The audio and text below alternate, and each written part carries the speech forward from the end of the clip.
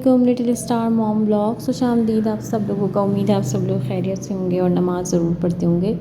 आज जो है वो मैंने अर्शमान की फरमाइश पे जो है फ्रेंच टोस्ट बनाए थे। मैं अक्सर बनाती रहती हूँ, लेकिन जो है आज मैंने कहा चले मैं इसकी वीडियो भी साथ साथ बनाती जाऊँ। और इन लोगों के लिए जो है वो चाय भी बनाई थी, अर्शमान और बुरहान के लिए अलग से कप में। बच्चों को अच्छा लगता है ना कि उनके लिए अलग से कप में लेके जाया जा रहा है चाय, तो मैं साथ साथ इनकी चाय भी बना ली थी। पीते नहीं हैं, लेकिन बस ऐसी शौक़िया होता है इनको कि मैं जो हूँ थोड़ा बहुत जो है इनके साथ साथ रखूँ। सारी मेरे कप में डल जाती है और दोस्त के साथ जो है वो मेरी चाय ख़त्म होती है। खैर चलें आगे चलते हैं। अब जो है कपड़े जो है धोबी से आए थे, तो फिर मैं उसको संभाल रही थी। सारे जो है काउंट वगैरह करके रखने होते हैं कि कितने हैं, कितने आए थे। और मैं हल्की सी एक वीडियो भी बना लेती हूँ जब जाने से पहले, कि अगर धोबी कभी छोड़ कर आए कोई कपड़ा या कोई ऐसी चीज़ जो कि मेरी इंपॉर्टेंट है, तो फिर मैं जो हूँ उनको वीडियो दिखा सकूँ कि भाई ये वाला था। और यहाँ जो है इनके बाबा कुछ शॉपिंग करके गए थे इन लोगों के लिए चीज़ों की, लोशन और शैम्पू वगैरह, तो वो भी मैं आपको दिखाऊँगी। ये जो किड्स का स्ट्रॉबेरी शैम्पू है, ये जो है मैं यूज़ कर रही हूँ अभी, और रिज़ल्ट तो इसका काफ़ी अच्छा है। लेकिन जो है ना इसकी स्मेल बिल्कुल ऐसी है जैसे पैनाडोल नहीं होता, पैनाडोल बिल्कुल। लेकिन है अच्छा, स्मूथ कर देता है बच्चों के बालों को। और ज़्यादा इसमें ना कोई, बिल्कुल समझ लीजिए फ्रूट लगता है स्ट्रॉबेरी, ना इसमें कोई जलन है ना कोई मिर्चें लगती हैं। तो मैंने भी थोड़ा सा अपने आइज़ पे थोड़ा सा मैं यूज़ ज़रूर करती हूँ ना बच्चों की चीज़, कि बच्चों को मतलब क्या लग रहा है। तो ये कुछ सोप भी लेके गए थे कि अगर तुम्हें पीछे सोप की ज़रूरत हो तो अच्छे वाले सोप ही यूज़ करना। तो हम सही तरीके के सोप जो होते हैं वो ही यूज़ कर रहे होते हैं नॉर्मल बेस में। जो इसके जो नीचे सबसे नीचे रखा हुआ है ना ब्लू कलर का, ये एक्ने के लिए इतना अच्छा सोप है ब्लू कलर का। मैं जो है ना इसका रिव्यू अलग से भी बताऊँगी। आप यकीन करें इतने ज़बरदस्त मेरे एक्नीज़ हुए थे, लेकिन इतनी जल्दी जो है वो क्लियर हुए। तो साथ साथ जो है वो अब्बू दोपहर का खाना इस तरह से लेकर आ जाते हैं, जैसे फूड पांडा ऑर्डर होता है तो यहाँ पर एक खातून है वो खाना अब्बू के लिए ऑफ़िस के लिए भी देती हैं।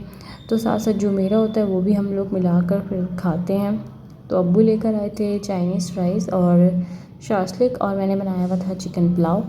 तो अब्बू कहते हैं तुम ये खा लेना, मुझे वो दे देना। तो फिर यही होता है अक्सर बेशतर कि अब्बू का जो ये खाना आया हुआ होता है ये मैं खा लेती हूँ और आंटी क्या से, और ये जो है मैं अब्बू को खिला देती हूँ, मतलब अपना खाना। लेकिन अब्बू को पसंद मेरा खाना आता है, और अक्सर बेशतर ये होता है कि मुझे भी अपने हाथ का ही खाना अच्छा लग रहा होता है। तो साथ साथ जो है वो मैंने पुलाव डिश आउट किया था अब्बू के लिए।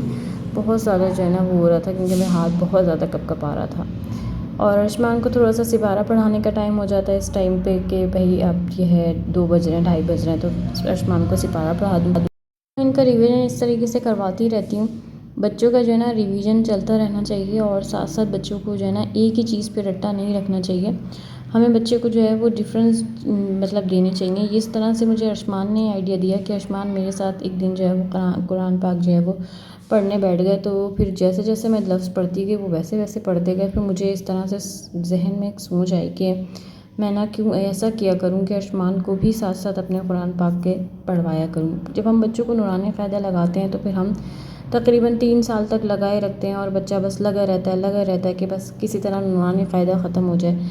और ये अपनी लाइफ के साथ भी हमारे होता है कि हम मतलब अगर 2-3 बिज्जियाँ चेंज करनी हैं तो बस वो नूरानी क़ायदा ही लगा हुआ है। तो मैं आप लोगों से ये रिकमेंड करूँगी कि बच्चे को अपने साथ कुरान पाक पे भी मतलब लगवाएं, और जैसा आप पढ़ रहे हैं जो सूरत आप पढ़ रहे हैं उसको वो रिपीट करवाएं, पढ़वाएं, ताकि बच्चे को आपके साथ साथ पढ़ना आ जाए। खैर यहाँ पर जो है वो हमारी गली है, हमारी बिल्डिंग कह लीजिए, साथ साथ हमारी बिल्डिंग में ऐसे शोर चलते रहते हैं।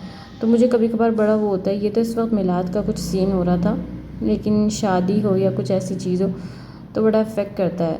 और अभी यहाँ पर जो है वो मेरी गोगो टाइम हो गया है, गोगो या पान मसाला। और ये जो चीज़ है ये मैं अपनी समझ लीजिए डाइट में या कह लीजिए अपने पीने में हाजमे के लिए रखी हूँ। कोका कोला जो है वो दूध के अंदर मिला के मैं पीती हूँ तो मैं बहुत सही चलती हूँ, यानी कि मैं जो हूँ माइग्रेन से बची रहती हूँ।